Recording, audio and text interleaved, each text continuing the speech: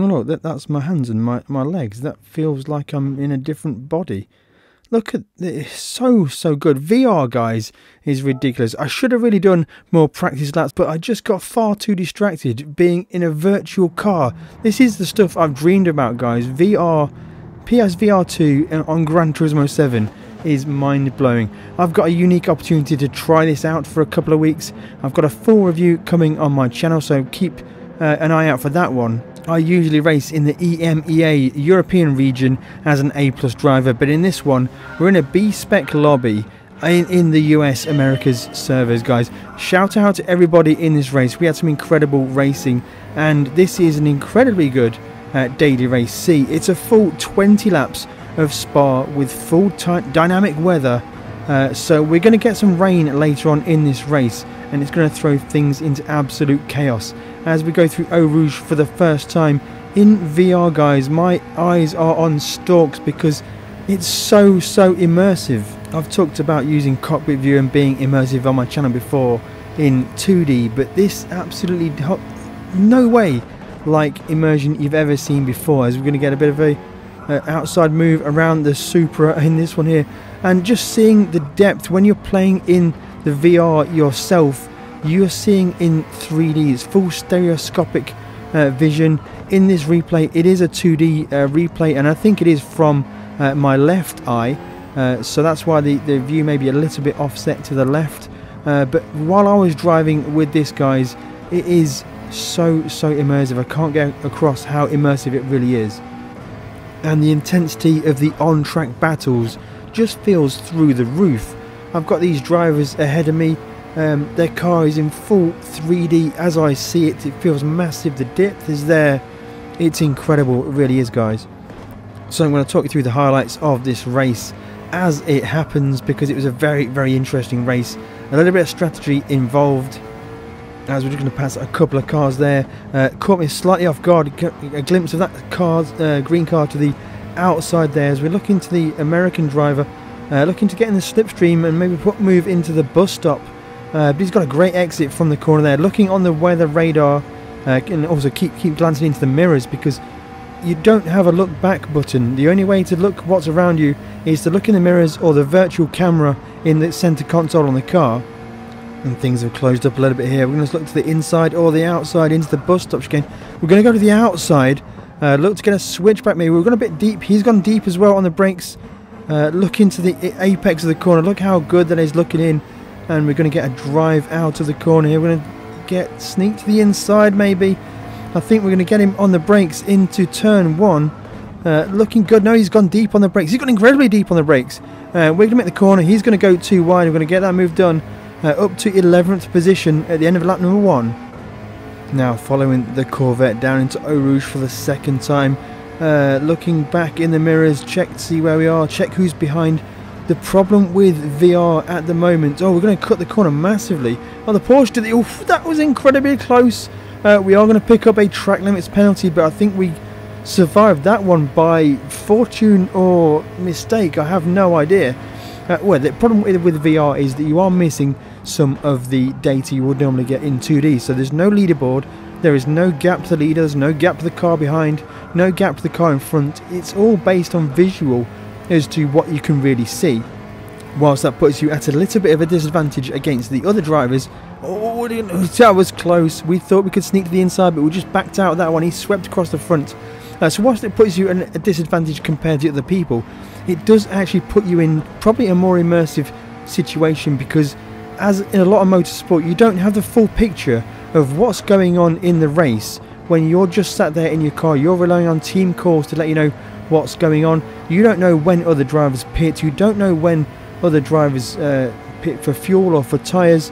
You are pretty much on your own, running your own race. So I think it gives that level of immersion, that level of realism, as we are very close to a couple of drivers ahead now. Skipping forwards ahead now, one lap further on, and we're going to get very close to the McLaren ahead. It's been nip and tuck the whole way through. We've run through the pack, me and this driver here. Now a bit of swaz on corner exit.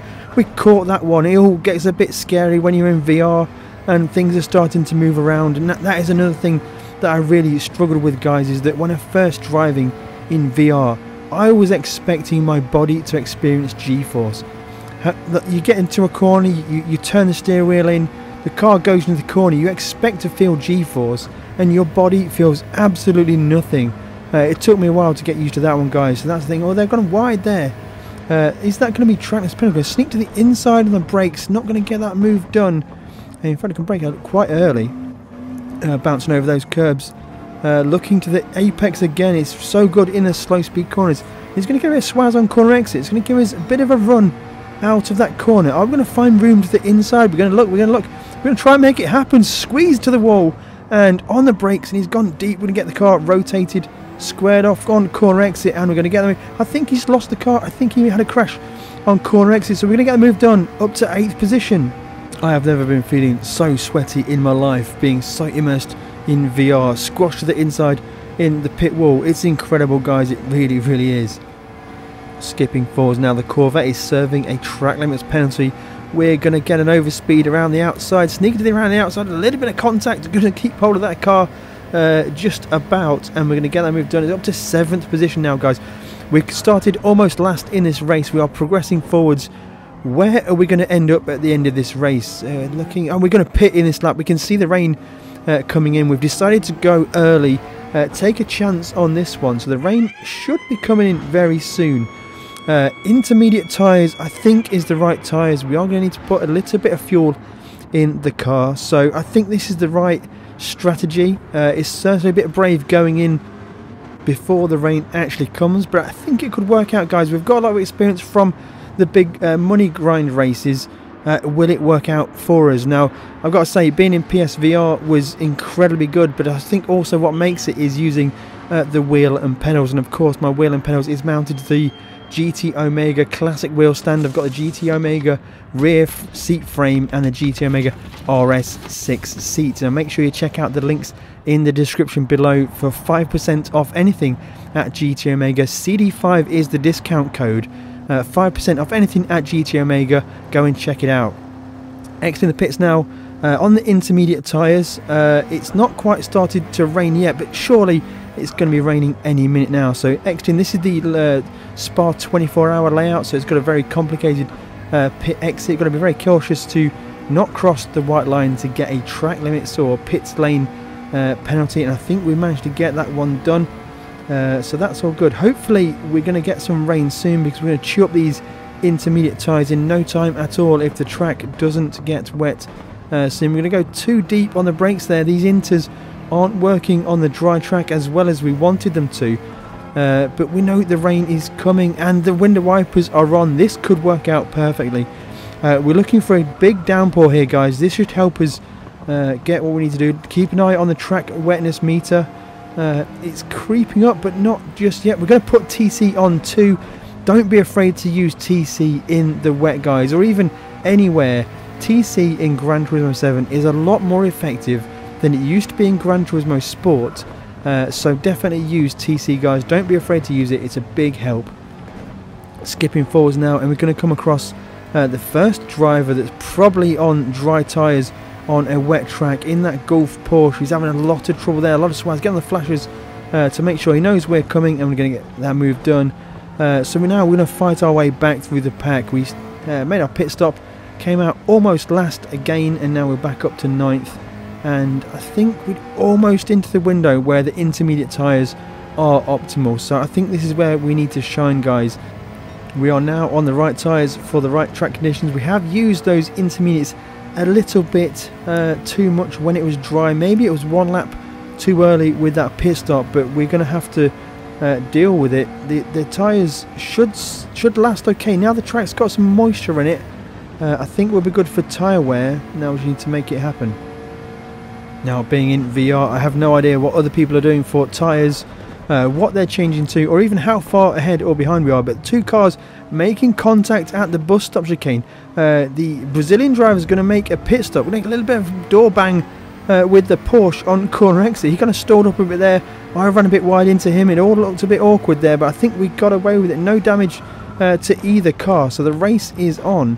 And this is for 5th place in the race. Looking like that Porsche's got a good exit, good corner exit traction.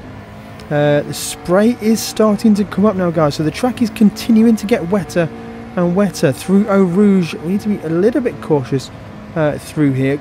Running a little bit too wide, just over the curb. That was a bit dangerous, but we're going to make it happen. Get on the flashes to let them know we're coming. We are coming. We're going to go to the inside and we're going to make it happen. Look at that, glancing over, racing side by side, just glancing over in VR is so good, guys. It really is incredible. Why don't more people continue to play Gran Turismo 7 in VR? It just seems to almost died out a little bit. As always, guys, I'm late to the party with any technology or any news, so this is why I'm trying VR for the very first time. But I'm so immersed in this race. Skipping forwards, penalty for a driver ahead now. Are we going to pull off the same move around the outside as we did early on in this race? Not quite sure. We're going to have the overspeed, so we're going to back out of this one, the Red Bull BMW there. Now the track is getting wetter and wetter. We're going to put two wheels onto the curb, which is very dangerous. And right now I'm feeling very, very nervous about the track conditions. Looks like McLaren's gone deep at the bus stop chicane. We're going to get a good drive out the corner. We're going to spin up the tyres a lot more. Even with TC on 2, we're still spinning up. Quick glance in the mirrors to see who's behind. I think we're good. Into the braking zone for turn 1, and we're going to get the car just about stopped. Get the car round the corner, exiting the corner, spin up those tyres again, and it's difficult to get traction. It's almost halfway on the track wetness meter, and is it going to stick through Eau Rouge? Just about is going to be okay. They're pretty sketchy. I'm feeling right on the edge of a crash here, guys. It really is quite dangerous.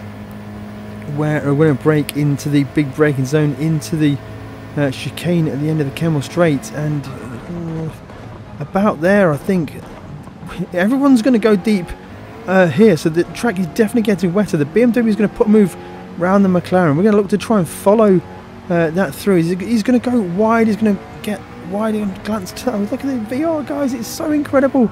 So we're going to get the move done on the McLaren, up to 4th place I believe now. So we are fighting through to try and get that podium at the end of this race. Skipping forwards now on the brakes into the bus stop chicane. Track limits penalty for the BMW. Sneak to the inside on corner exit. Get a kind of good drag race out the corner. This is going to be a drag race down the main straight. We're going to have the drive on the BMW, but we are going to be on the outside into turn 1. So how's this one going to play out? Glancing over to see if we've got the space. He's still there. He's still there. We're going to run it a little bit wide, get on the AstroTurf, and there's no grip on the AstroTurf at all. Really, really bogging the car down. We're going to lose a position on that one. That's a bit unfortunate, that one, guys. But it's a very long race, and we've got almost half the race still to go. So we're all going to go deep on the brakes at the end of the Kemmel Straight. And now, basically, the track is almost 100% wet. We're starting to get standing water. There's a lot of rain coming down. You can hear the rain beating down on the windscreen. And now it's starting to get incredibly sketchy. This is now the crossover window where heavy wet tyres are probably the best tyres to be on, but the pit loss is significant. It's at least 40 seconds of pit time, and I don't think it's worth pitting for the heavy wets. I think it's just a case of trying to wrestle with the car, keep going forward as fast as you can, and wait for the track to come back to the tyres that you're on.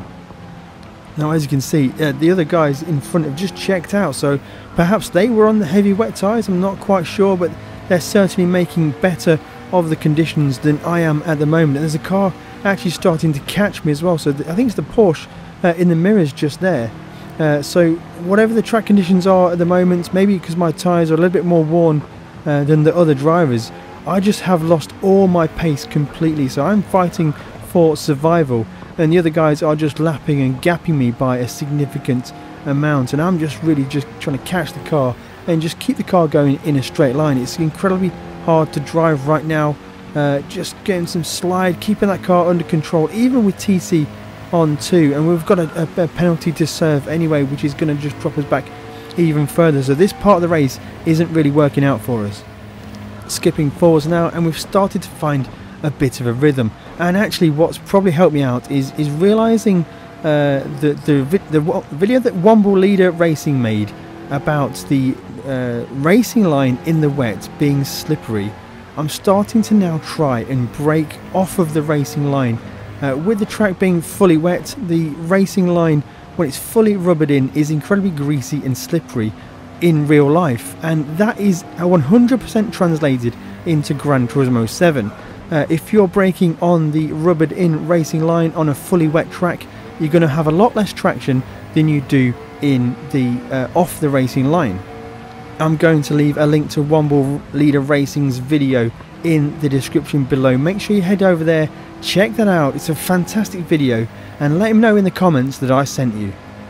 Back to the race in hand, and I'm really just waiting out to see when the rain passes over and the track starts to dry out. I feel like the track conditions at the moment for me do not suit either the tyres, the tyre wear that I have, or even the way that I'm driving, so I'm really struggling to find pace. I'm just playing the waiting game for the track to come back to my car. Having said that though, the more I drive on this surface, the more I'm starting to get it dialed in, breaking off the racing line and trying to search for the grip. I am starting to fight my way back through up to the cars ahead, and there is a penalty for a couple of one of the drivers ahead now. A little bit of swaz as you saw on corner exit there, which is a little bit dangerous. They're going to go side by side.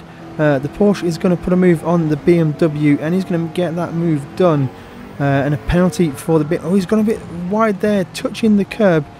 Wide again. We're going to get a drag race off the corner again. We're going to get the move done on the BMW. So we're now, it somewhat feels like the track's starting to play back into my hands, whether that's through tyre wear or familiarity or whatever. But I'm starting to find pace in this track, racing off the racing line.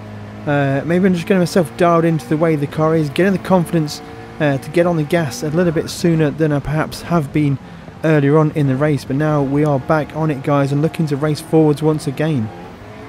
It's pretty amazing how different drivers in different cars have pace in different points of the track. I've just closed in massively to the back of this Porsche through these sequence of corners, and I'm feeling pretty confident. And then as we get on the corner exit through the back twisting straight leading up to the bus stop chicane, a little bit of swaz on corner exit there, just couldn't really deliver the power, and the Porsche just checked out. I cannot compete with that Porsche.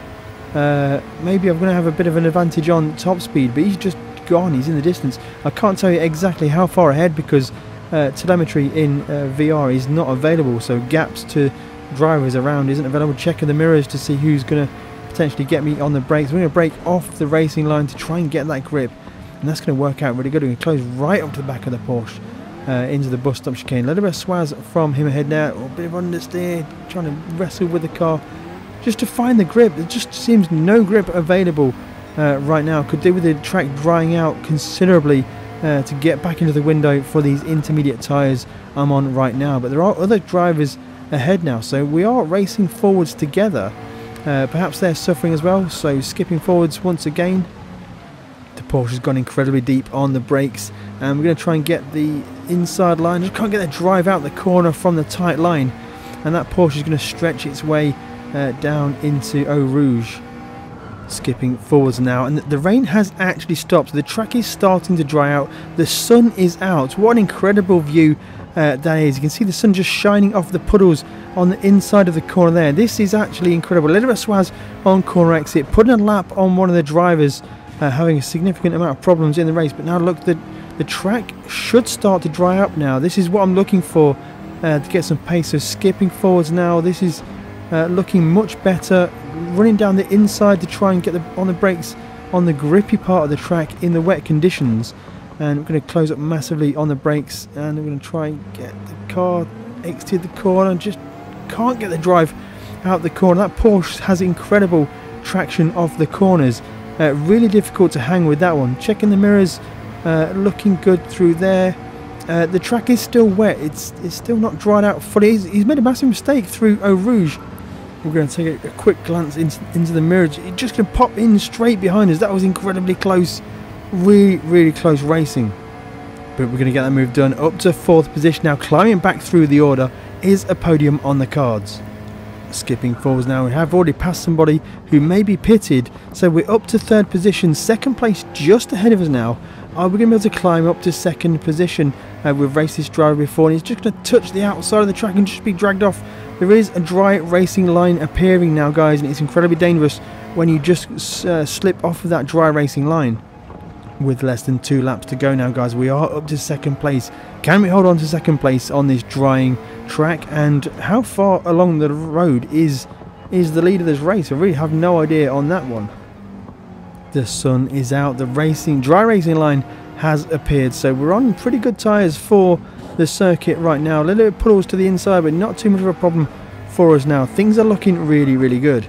Skipping forwards now into the bus stop chicane for the final time of this race, and we're going to be solidly in second place. No idea where the leader is, don't even know if he's finished the race yet. We're going to come across in second place, flashes across the line, and we're good to go. So we're going to finish 20 seconds off the leader's race. Shout out to you guys in this race right here. What a fantastic race this was. If you enjoyed this PSVR2 perspective race in Gran Turismo 7, then please let me know in the comments below, because this was incredibly fun. I will be covering PSVR2 in a full review later on my channel, so make sure you subscribe for that one. If you want to know which tyres to use in which weather situation, then click on the video on screen right now.